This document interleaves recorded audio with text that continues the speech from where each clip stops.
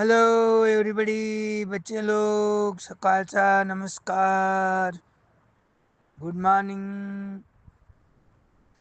देखो, आज की कहानी नंबर है 109 और कहानी का नाम है चमत्कारी घड़ा। पुराने ज़माने की बात है। एक पाटलिपुत्र नाम का बड़ा गांव था। वहाँ एक शुभदत्त नाम का एक गरीब आदमी था। मेहनत करना, कमाना और अपने परिवार का पालन पोषण करना। ऐसे गरीब सब जगह रहते, लेकिन ये शुभदत्त की कहानी है, इसलिए पाटलिपुत्र गरीब, उसका नाम, उसकी कहानी क्या है। तो ये जो शुभदत्त है, ये जंगल में रोज जाना, सूखी सूखी लकड़ियाँ तोड़ना, कुछ नीचे गिरी हुई जमा करना, दिन भर मेहनत करता था। और जितना बोझा सहन है हो सके उतना रस्सी से बांध के नज़दीक के बाजार पेट में जाना, बेचना, जो भी पैसे आए उससे घर की चीज़ें लाना, बच्चों की फीस, कपड़े, जूते, खाने पीने का सामान, दूध, चाय पत्ती, सब ऐसे।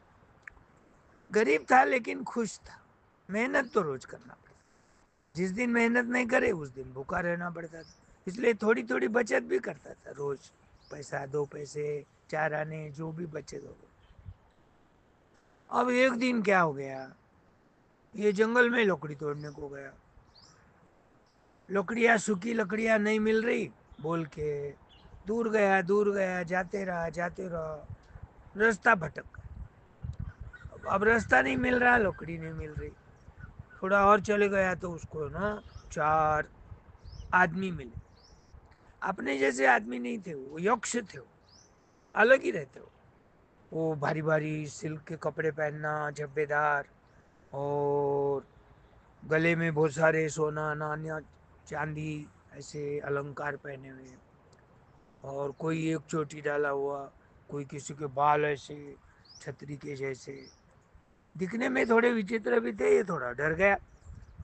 अब ये यक्ष लोगों को मालूम हो गया ये अपने को देखकर डर गया। फिर उसको आवाज दी उन्होंने, ओ आदमी, इधर आओ, इधर आओ, हमको डरो मत।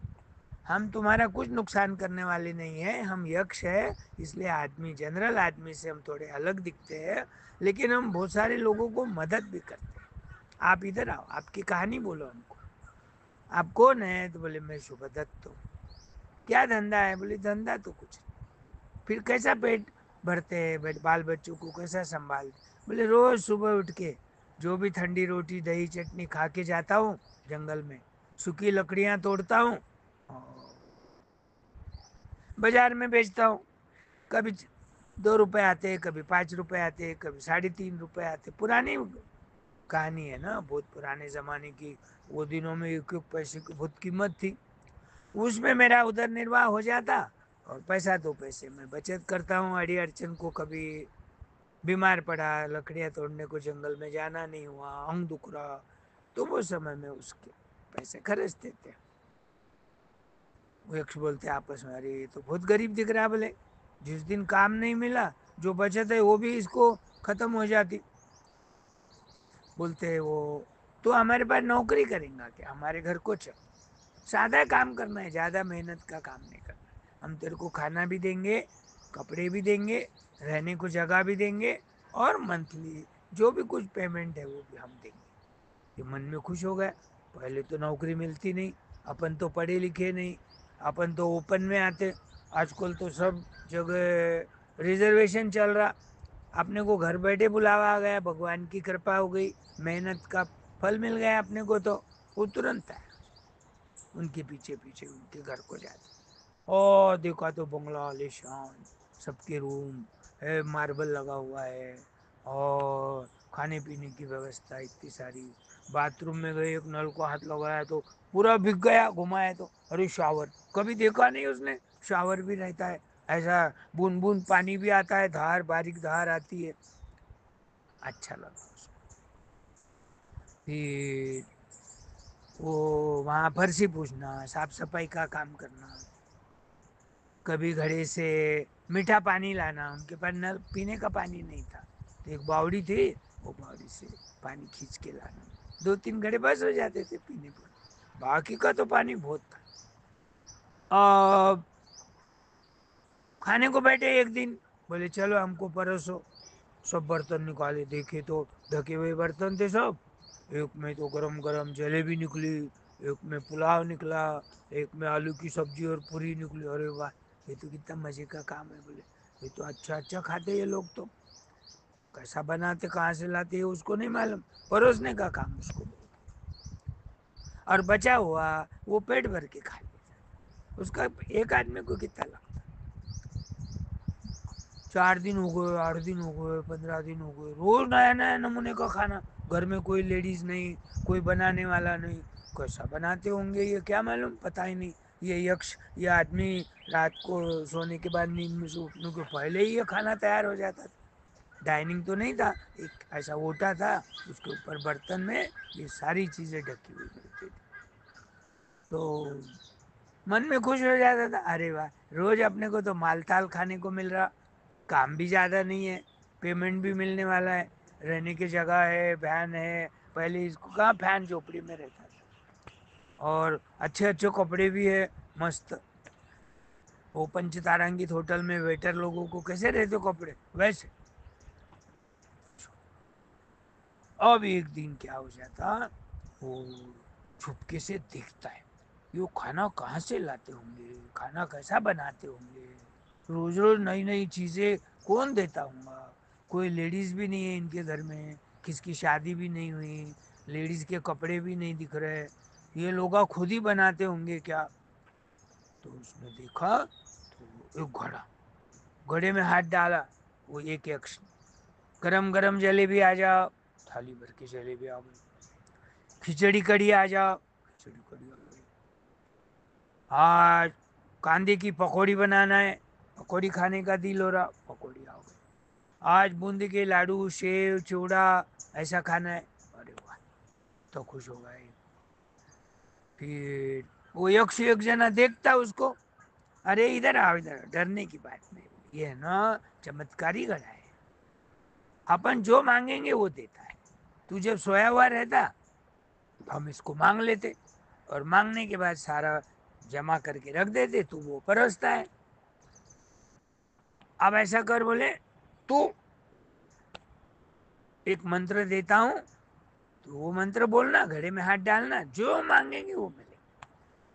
वो ट्राई करता, अब रोज तो रोटी दही चटनी, तो वो हाथ डालता, बोले मेरे को जवारी की रोटी और बैंगन का भरता खाने की इच्छा। वो आ गया, अरे मेरे ठंडी रोटी और दही चटनी शेंगदाने प्याज ऐसा गावरान खाना, वो भी हो गया। फिर बोलता है एक दिन पूरन पोली और रस, और उसके साथ पकौड़ी, पापड़ी, कुरडाई ऐसा होना, वो आ गया। अरे वाह, कितना खुश हो गया है। तो यक्ष लोगों को वो खाना नहीं मालूम, उसको तो मीठा, तलन तोलन पकौड़ी ऐसा। ये खा के देखो, बोले आज ये परोसता हूँ, एक उसके साथ एक मिठाई भी मंगा लेंगे, और ये गरम अपना कलाकंद मंगा, बोले आज कलाकंद। आज तो तुम्हारा मोहन थाल, मोहन थाल होगा।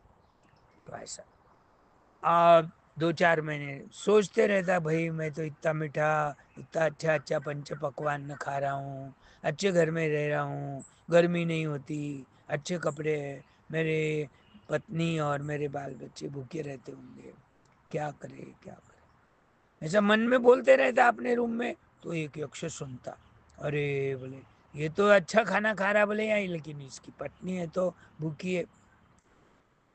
तो एक दिन वो आदमी बोलता, साहब 4 महीने हो गए, मुझे पत्नी की बच्चों की मेरी याद आ रही, मैं जाना चाहता हूँ, जाओ। लेकिन वो यक्ष बोलते, हम तुम्हारी सेवा, लगन से करी हुई सेवा से हम तुम पे प्रसन्न है, हम खुश है, तुम्हें कुछ हम भेंट देना चाहते, जो मुंह में आया वो मांगो। वो सोचता सोचता, वो बोले इतने दिन तो लकड़ियाँ तोड़े, मेहनत करे, बारिश में धूप में, पाँव में चप्पल नहीं, काटी तुड़ाते हुए, अपन है नो यो घड़ा मांगेंगे, काम करने की जरूरत ही नहीं। बोलता, साहब आप लोग यदि मेरी सेवा पे प्रसन्न है, खुश है, और आप कुछ देना चाहते हैं तो मुझे प्लीज घड़ा दीजिए। यक्ष बोलते अरे ये घड़ा चमत्कारी घड़ा है, तुम्हारे पास नहीं रहेगा, तुम इसको नहीं संभाल पाओगे। नहीं नहीं बोले, आपको जो देना है तो मुझे चमत्कारी घड़ा ही दीजिए। फिर यक्ष आपस में सोचते, देव बोले अब क्या करेंगे, ये मांगता है तो देना पड़ेगा। अब चमत्कारी घड़ा लेके वो कंधे पे लेके संभालते हुए अपने घर को आ गया। थैली में डाला हुआ था वो। घर गांव में आने के बाद पाटलिपुत्र में आया, अपने घर को आया। बड़े बैग में वो खड़ा था, किसी को दिखना नहीं बोल के वो हिफाजत से लेके आया, एक जगह रख दिया। औरत खुश हो गई, बच्चे खुश हो गए, पप्पा है पप्पा है।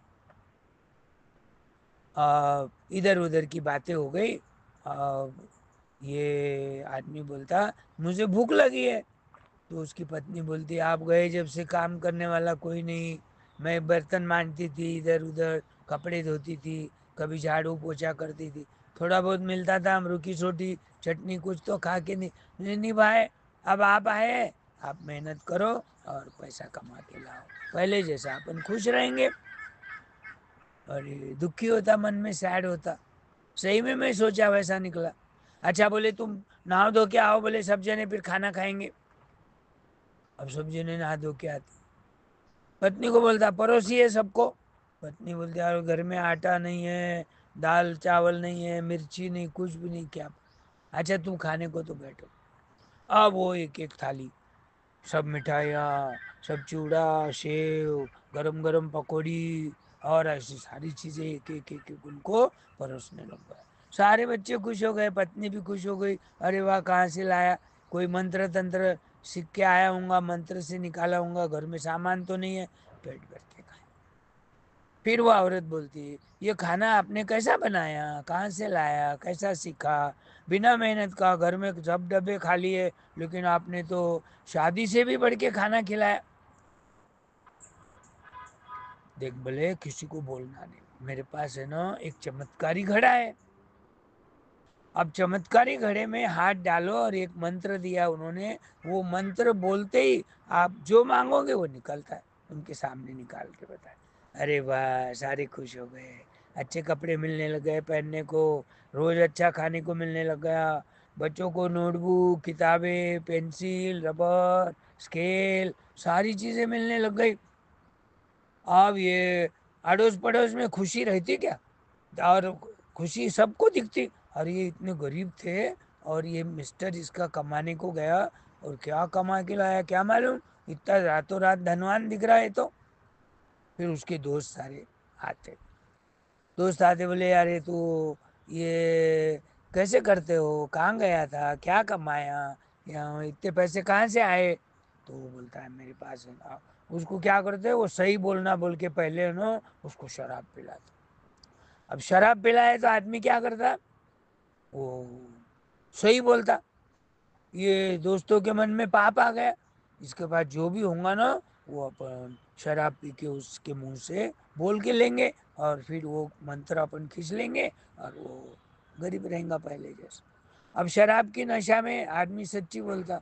उसने बताया मैं जंगल में गया, यक्ष मिले, उनके बाद नौकरी करा, रोज खाना मिलता था, उन्होंने एक घड़ा दिया, मंत्र दिया, और ये नाम का मंत्र है, और हाथ डालो कुछ भी मांगो मिल जाता है, इवन शराब भी मिल जाती है। हाथ डालो, अच्छी शराब, देसी शराब, अच्छी विलायती शराब होना, वो बच्चों ये लोगों का ये होगा। अब वो घड़ा क्या करने लग गए, उसके पास से खींचने लग गए, देता तो नहीं ऐसा, लेने लग गए। दोनों में हाथापाई हो गई, और हाथापाई में घड़ा फिसल गया, घड़ा चकनाचूर हो गया, टुकड़े टुकड़े हो गए। पहले ही बोले थे यक्ष ने तुम घड़ा नहीं संभाल पाओगे। तो टुकड़े टुकड़े हो गए, और लोग सब देखते ही रहे, झगड़ते ही रहे, घड़ा तो टूट गया, और मंत्र भी भूल गया, और वो घड़े के टुकड़े ऑटोमेटिक ज्वाइन हो गए, और वो घड़ा सीधा यक्ष के पास चला।